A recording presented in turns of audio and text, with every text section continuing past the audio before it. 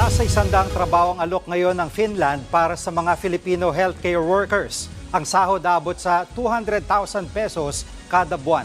I want it better than the weekend. We can take a back to when we said just friends. Don't wanna tell you something new. I never said I'd fall for you. I want it better than the weekend. You can't show me.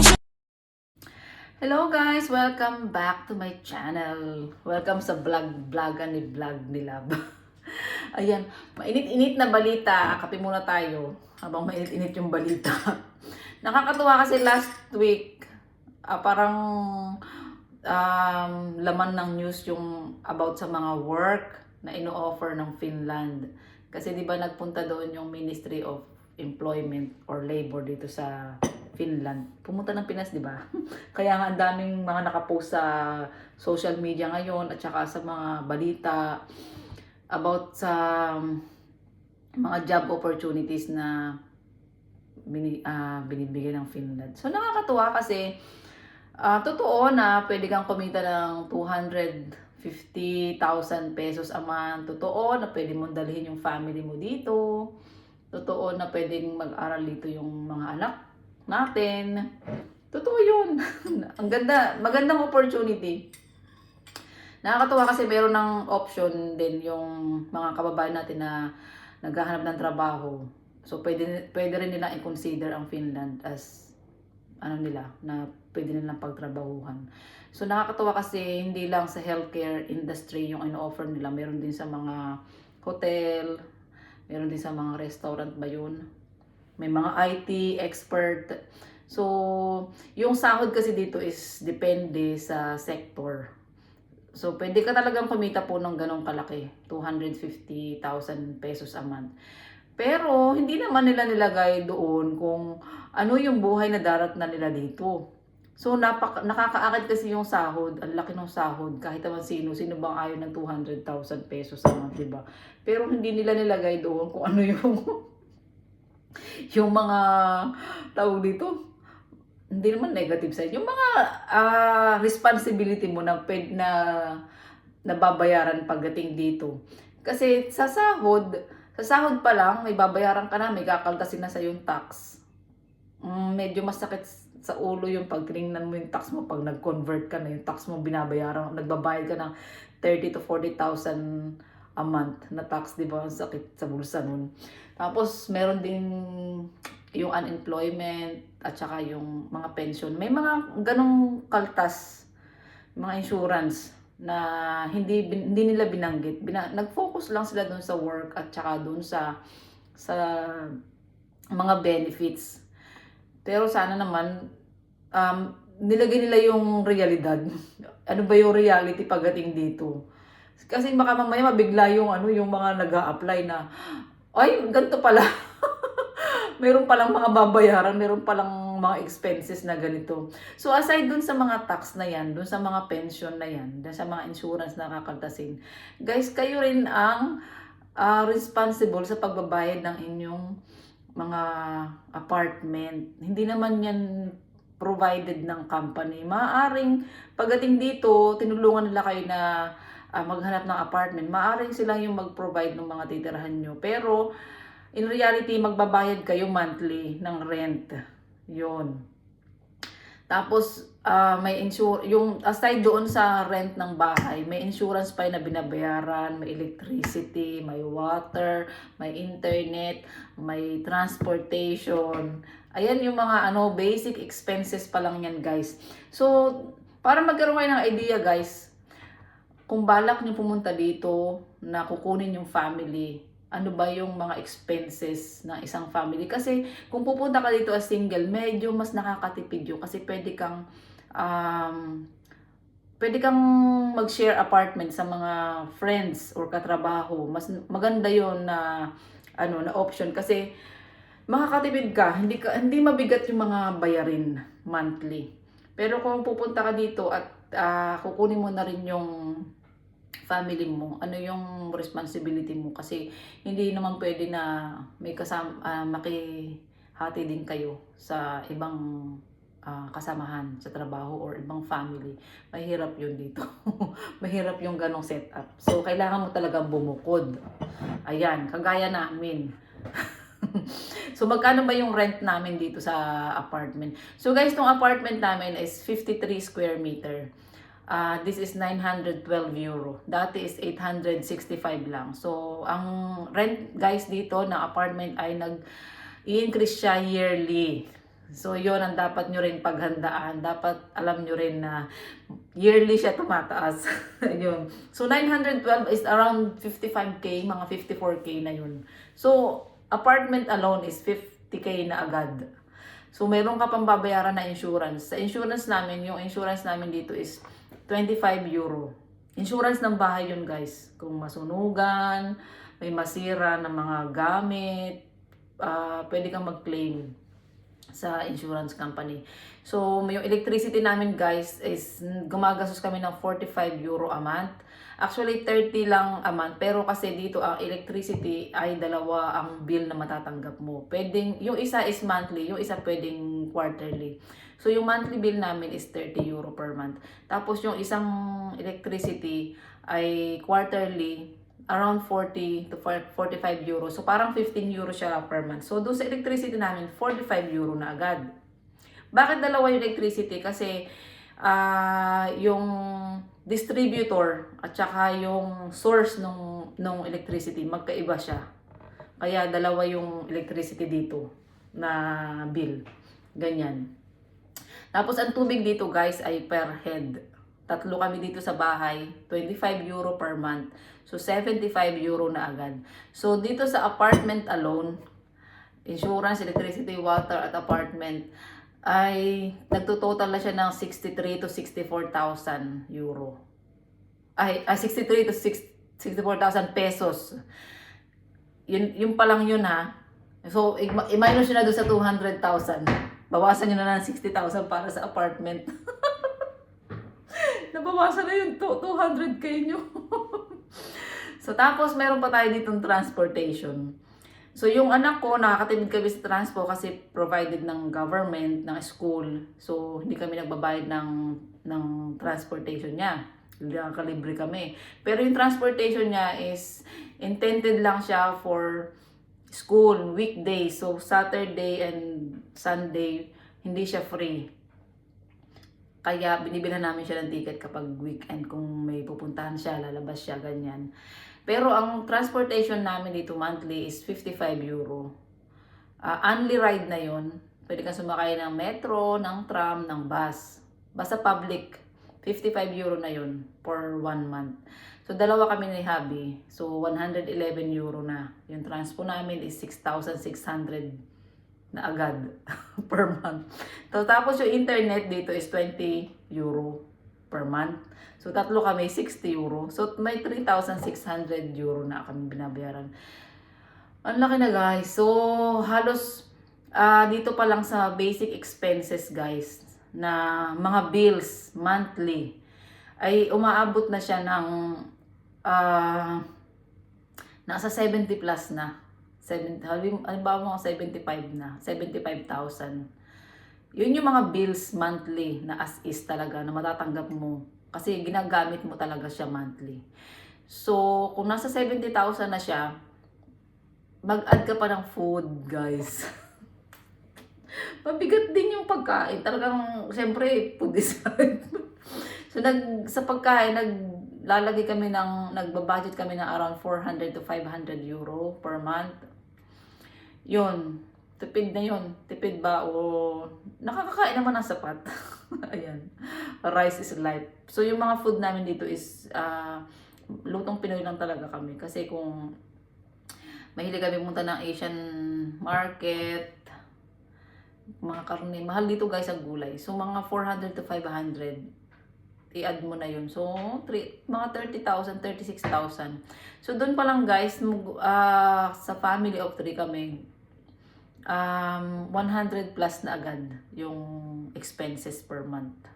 So, kahit naman nasa Pilipinas ka, guys, ganun din naman eh. Kung, tawag dito, ito rin yung mga basic expenses na binabayaran natin sa Pilipinas, diba? ang kaibahan lang nun is maliit yung sahod sa Pilipinas. Pero mas maliit din yung gastos sa Pilipinas. Dito, malaki nga yung sahod, pero malaki din yung gastos. Yun. Yun lang. Yun yung ano. Ito rin yung mga basic expenses natin sa Pilipinas. Parehas lang. So ito dapat din, sinama dapat nila to sa mga sa balita na, ops, teka lang, malaki man ang sahod pero meron kayong pagbabayaran ng mga ganito. Dapat inihahanda din nila yung mga applicants pagdating dito na nag-expect sila ng ganong sahod pero in reality, ito pala yung mga darat na nila. Baka mamaya is ma-shock sila pagdating dito. So guys, yun, kung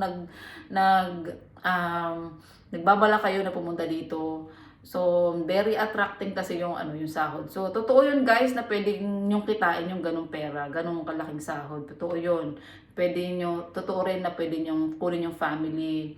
At totoo rin na tinutulungan ng government. Yung halimbawa yung spouse ko, kinuha ko siya.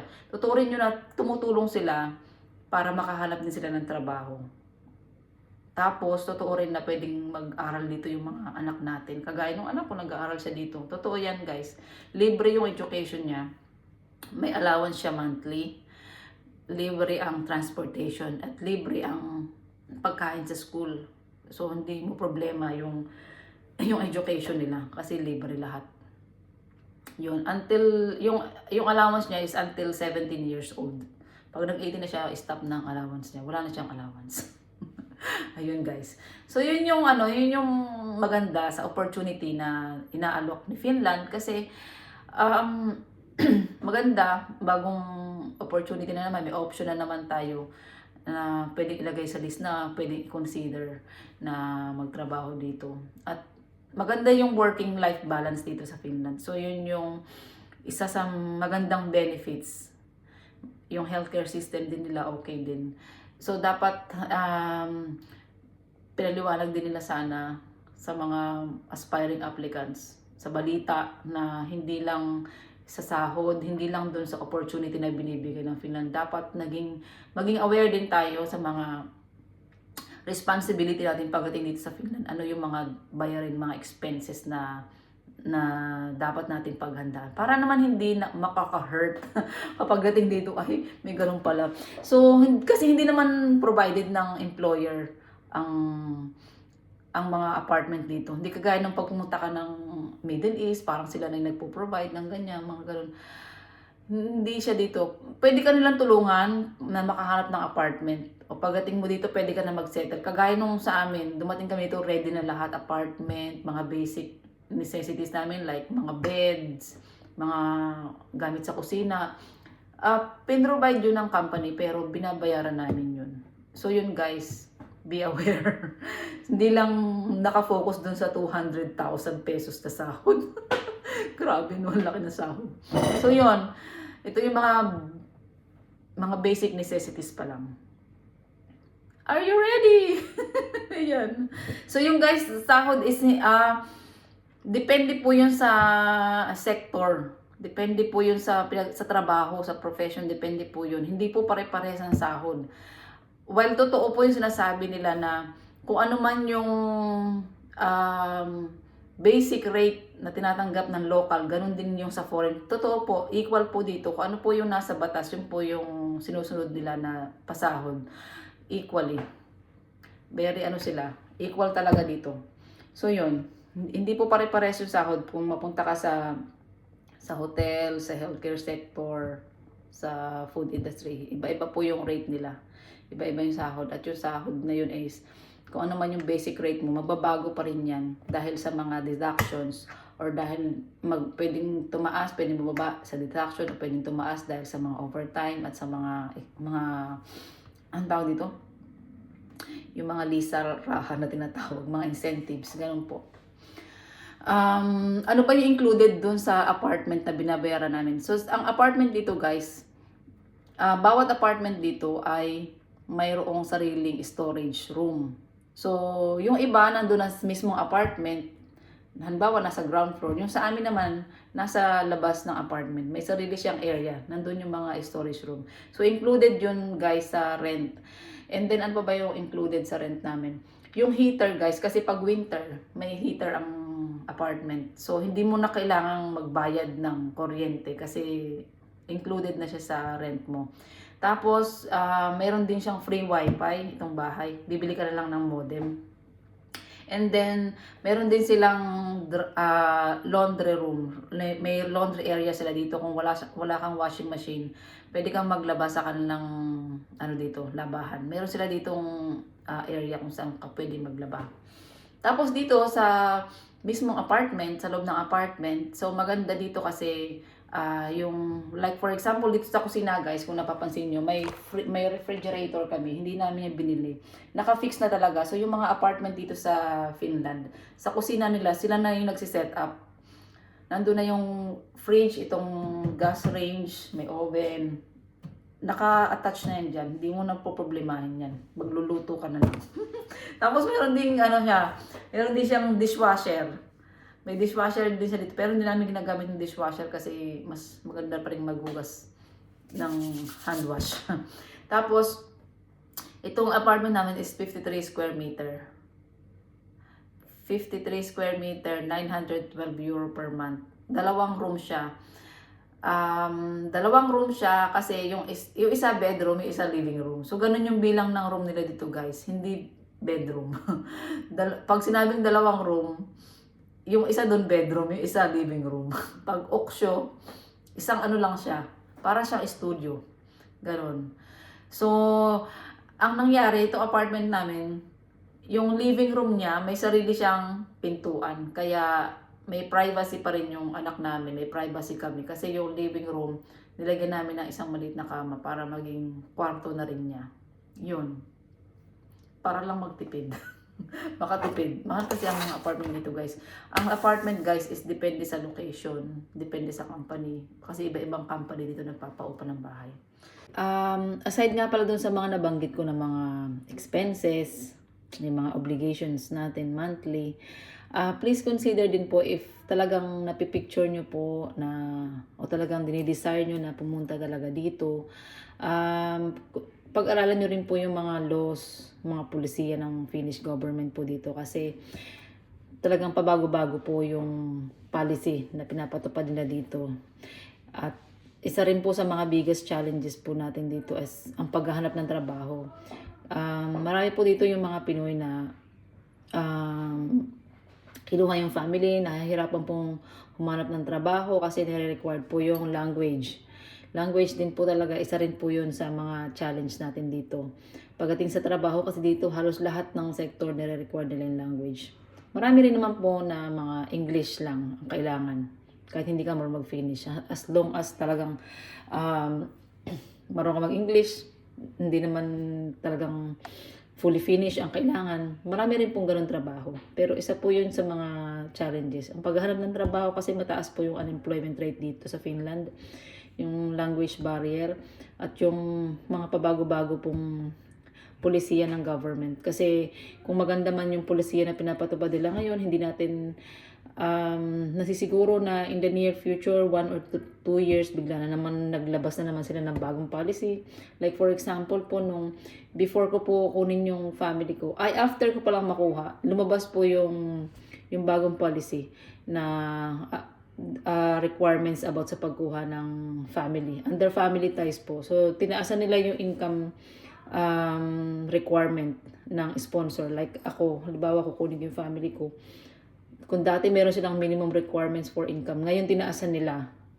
Isa po yun sa mga malaking pagbabago. Challenge po yun, lalo na kung hindi mo ma-hit yung ganong income. So, nagbago rin po yung social benefits nila. Dito kasi, pwede kang makatanggap ng tulong from government. Kung ikaw ay under family ties, pwede kang makatanggap ng allowance monthly while you are studying the language. Dati kasi malaki yung allowance na binibigay sa kanila monthly. So ngayon is nag-cut sila ng budget. So naapektuhan po yung allowance para doon. And even yung sa mga social benefits po ng mga single mom, yung mga ganun po.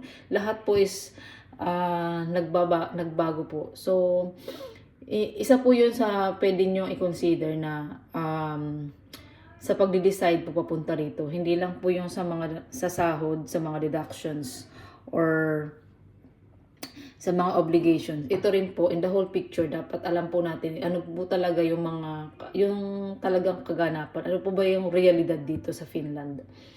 Hindi naman po to not to discourage po, pero kung talagang dito po kayo dadalhin sa bansang ito, I'm sure, kagaya po namin na kahit na nangangamba ako, dadalhin dito yung pamilya ko. So, nagagawan po ng paraan. Basta may faith. Kailangan isik nyo rin po yung heart. Ano ba talaga yung gusto nyo sa buhay. Kasi kung mag-decide tayo on our own lang, baka magkamali tayo ng desisyon. So, maganda kung bago tayo mag-desisyon, napag-aralan natin mabuti. Para pagdating dito, handa tayo physically, emotionally, mentally. Para hindi tayo nabibigla pagdating dito. So, yun lang po and good luck po. Thank you guys for watching. See you in my next vlog. Moika, hey pa. Sa tala ng DMW, nasa 6,000 Pilipino na ang nagtatrabaho at nagkaroon ng sariling negosyo sa Finland. At sa bagong kasunduan, maaari nang dalhin ng OFW ang kanyang pamilya roon at legal nang ang manirahan sa tinaguriang happiest country on earth.